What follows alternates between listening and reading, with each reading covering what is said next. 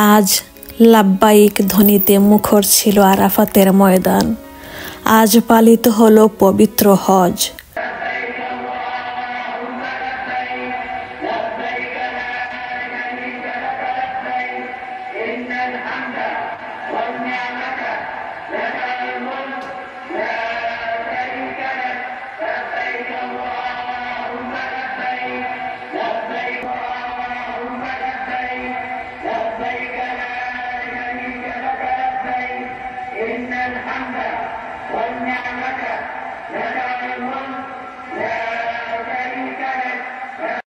লাখো কণ্ঠে আল্লাহর প্রতি আনুগত্য প্রকাশ।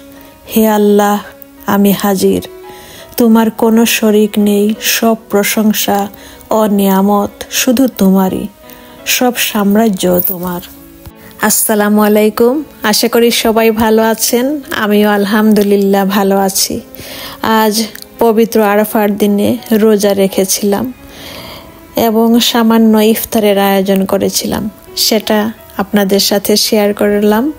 আশা করি আপনাদের ভালো লেগেছে। সবাই ভালো থাকুন, সুস্থ থাকুন, নিরাপদে থাকুন। আল্লাহ হাফেজ।